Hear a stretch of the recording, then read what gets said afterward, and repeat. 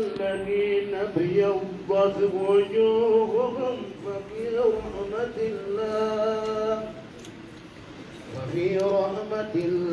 هم فيها خالدون.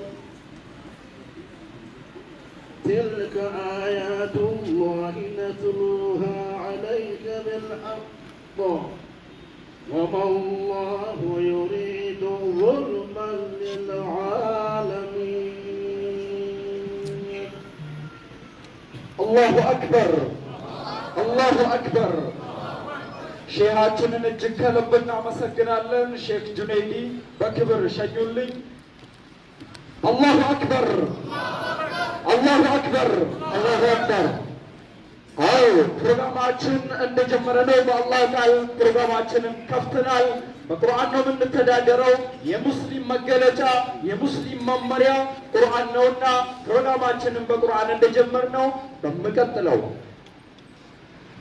በዚህ ኩልያ ውስጥ ትልቅ አስተዋጽኦ ያደረገ ይሄን ኩልያ ከትላንት ተነስቶ ለዛሬ እንድበቃ ብዙ መስዋዕትነትን የከፈለ በአሁኑ ጊዜ ኩልያውን በመምራት ይሄን ሁሉ ተማሪ ተምሮ እስኪመረቅ ድረስ አይደለም የተለያዩ ስራዎችን በመስራት ማህበረሰቡን በማገልገል ላይ የሚገኙ ኡስታዛችንን የኮሌጁ ዲን የሆኑት ዶክተር ሙሐመድ ከማል ትልሞ ወደ መድረክ በመምጣት እንኳን ደህና መጣችሁ የሚል መልእክት ያስተላልፉልናል።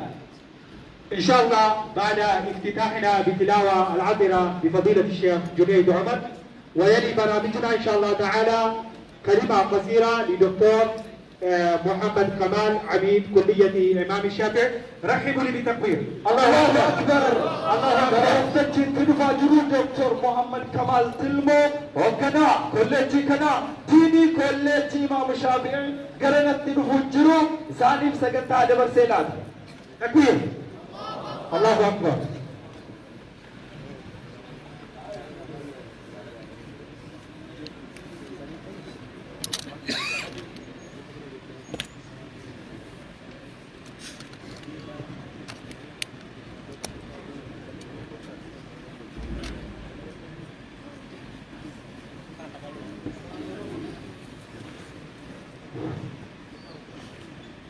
بسم الله الرحمن الرحيم. الحمد لله الذي علم بالقلم ووهب الإنسان العقل وسائر النعم، والصلاة والسلام على رسوله الأمين محمد صلى الله عليه وآله وصحبه أجمعين، وبعد. السلام عليكم ورحمة الله وبركاته.